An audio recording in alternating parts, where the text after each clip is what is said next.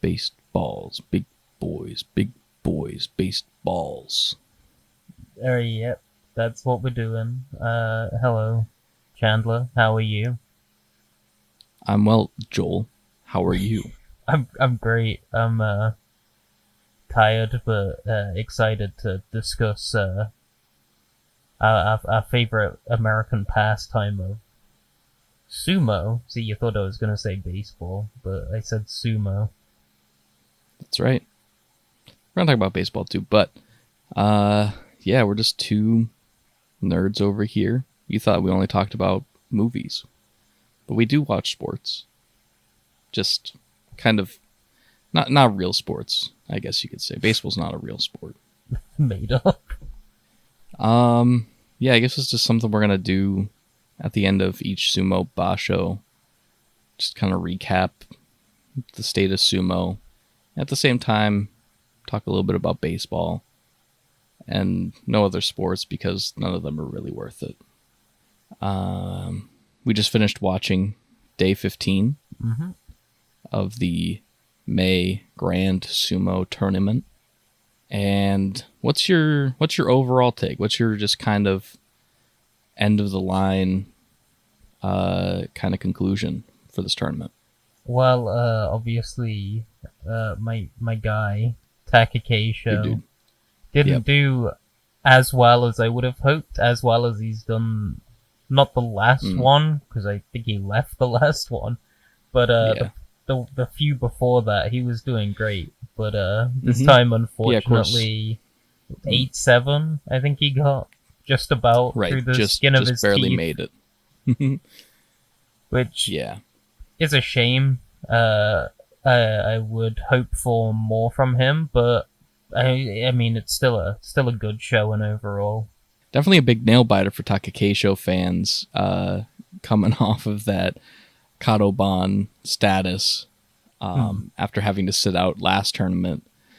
I mean, 8-7 is the bare minimum you got to do to keep your Ozeki status, and he said, I'll take a C.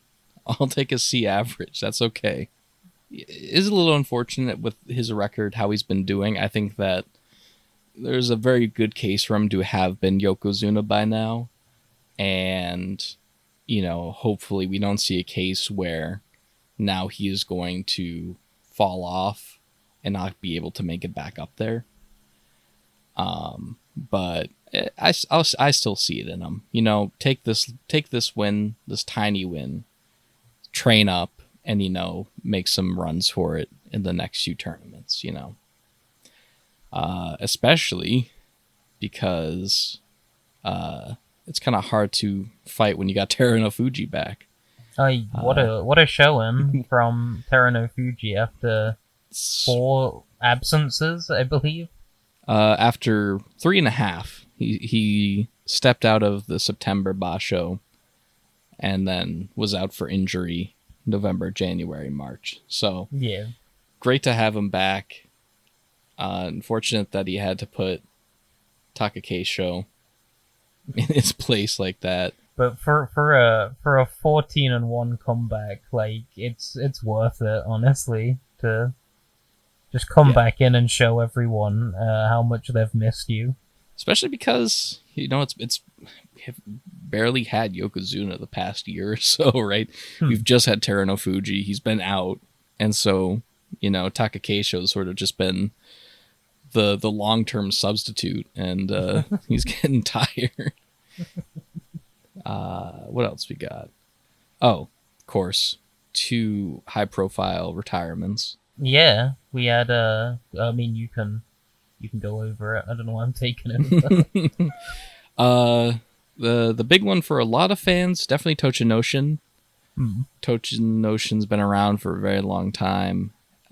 Huge fan base. I would say probably has done a lot for getting people from the West into it. I know a lot of Westerners kind of enjoy seeing his success, and so kind of latch on to him. And of Yeah. course, he's a fantastic fighter, no doubt. He was at one point in Ozeki. But I've been saying for a very long time, just seeing him fall into Jurio, keep falling lower in Jurio, is that is it really worth it at this point when it's obvious that he's not, he has no shape left. He's nothing left. Are you really going to fight all the way to the bottom and possibly injure yourself very badly for when you know that really you've done it all, you've done your best, and definitely I think a very good move to retire during this tournament. Again, with absolutely no shame, with no nothing bad about it. I think that's the perfectly right move to make. And I'm just glad to see where he goes from here. I think he's left with a lot of dignity. Maybe unlike Ichinojo. Maybe not. So, Ichinojo was the fighter that got me into sumo. We're both new-ish fans to sumo, but when I was getting in there, I was a Ichinojo fan. This was a couple tournaments before his win, and I just loved him. I mean, obviously, he's a huge fighter. He's literally been clocked in as the heaviest fighter through these tournaments, and I always enjoyed watching him. I think that he's great presence. I mean, you just watch him control a match when he just grab onto somebody and stand there. And, you see sometimes these two guys lock up and they're just kind of pushing on each other. And you're just like, I feel like one of you could easily just kind of get this ball rolling. But when Ichinojo's there, just kind of standing there, he's not going anywhere unless he wants to. I mean, he's well over 600 pounds. He's got the strength. He's got the technique. It's just obviously controversy recently. And I mean, very weird to see him kind of not have the heart for sumo. Kind of maybe not be so invested as we'd like him to be in some tournaments and in general. And him dropping out after winning Juryo last tournament, it's just really very unfortunate. But, it is what it is.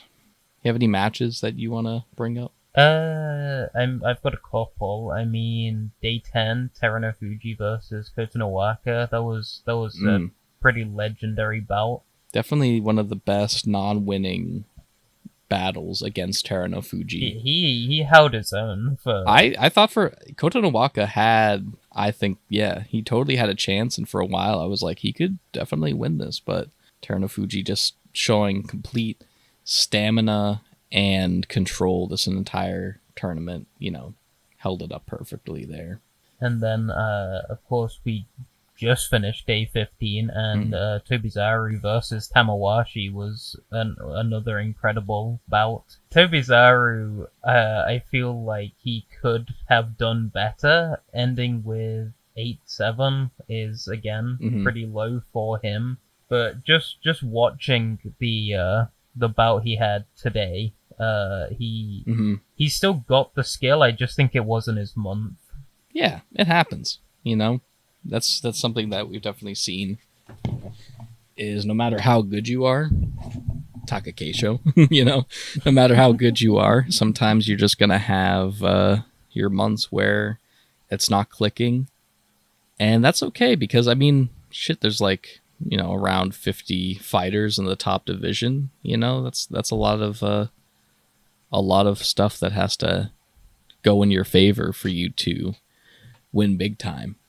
When it happens, it happens, and when it doesn't, you're Koto Shoho 210, 3 absences. Yeah, that's tough. When he dropped out, I think we were all kind of like, yeah, I can see why he's dropping out. we had a few walkouts this basho that were pretty.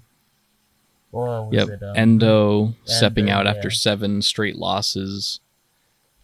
I guess at that point it's like, you know that you're not having you're not having your tournament.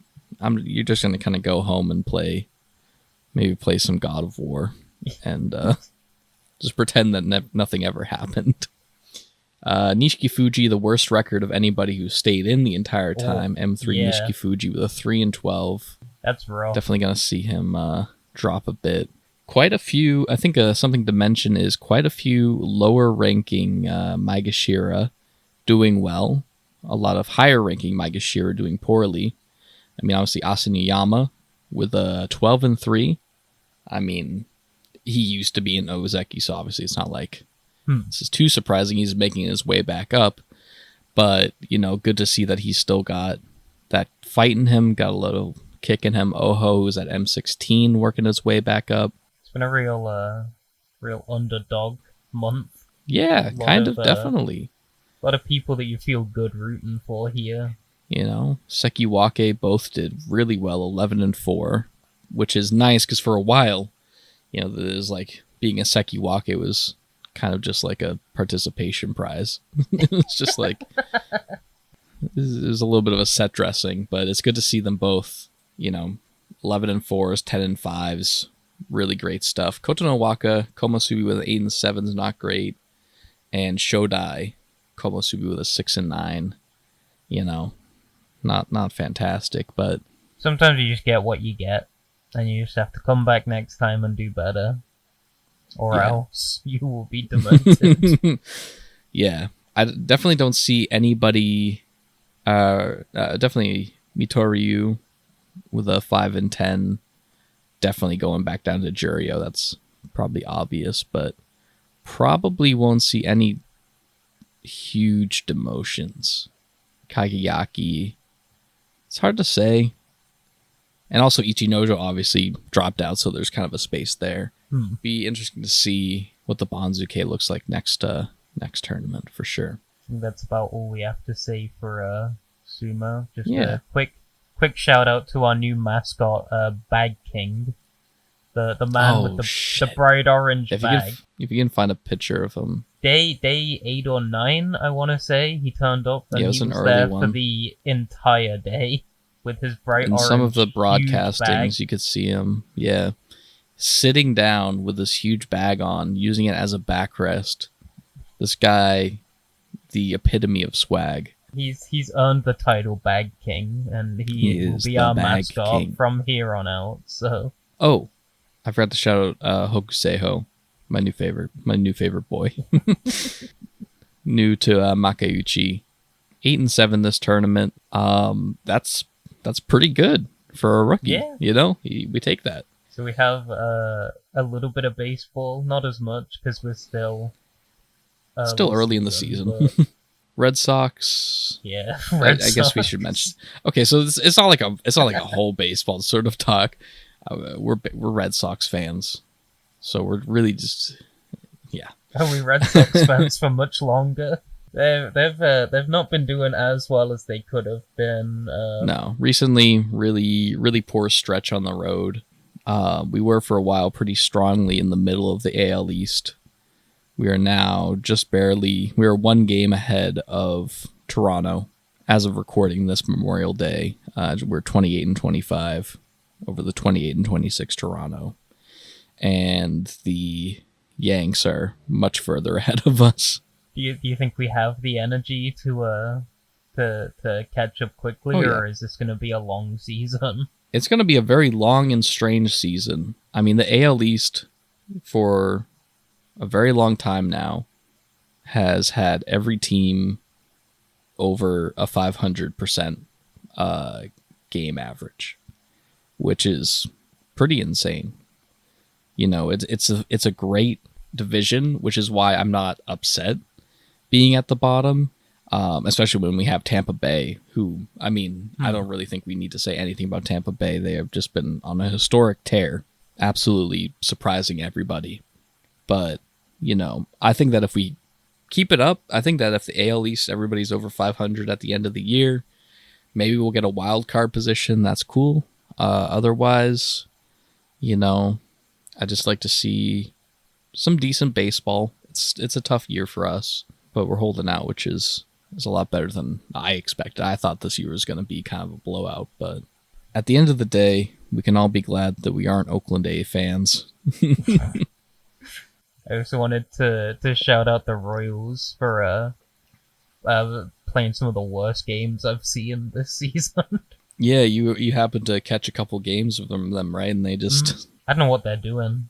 I don't know what their game plan is here, but they need to start winning.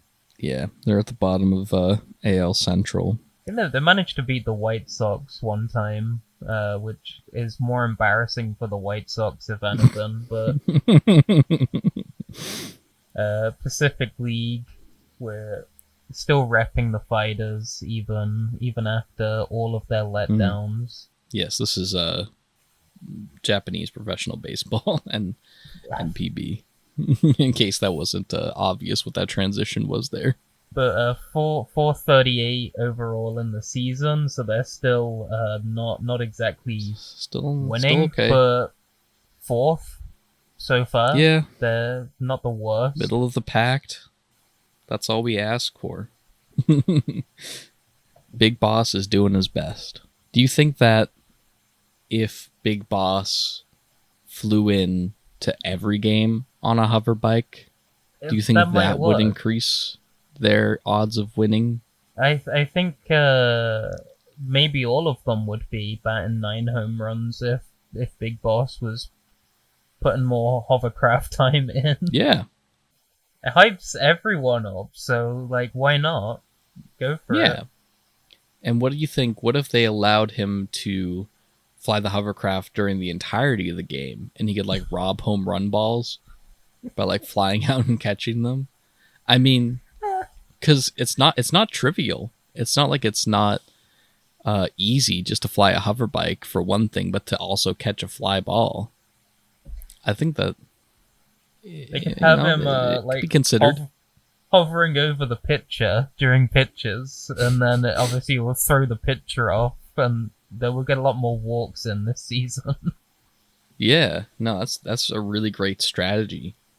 Or he could like grab one of his teammates, one of his batters, like batted balls, and just like carry it out, 600 feet. I figured you were going to say you would grab the batter and then just hover cycle them around the diamond. Oh, okay, that could be a thing too. That could be a thing too. We can have the first infield home run. Right, it's just like it's just like a little blooper right past the infield, but he's getting absolutely like shredded around the bases because Big Boss is flying around. That could be something.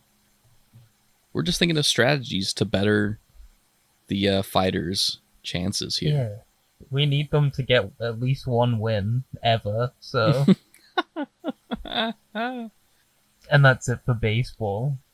That's it. We'll have more to say at the end of the seasons.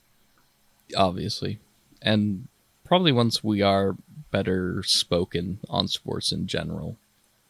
We're both better spoken in general. So. Yeah, but that's big boys and baseballs. A sumo and baseball podcast, probably the first one ever. I don't know. There's a lot of podcasts out there. That's fair. We'll see. We'll see when we throw this up on on Spotify. Find out that there's 5 other freaks out there. So this is Chandler and Joel signing off. Bye.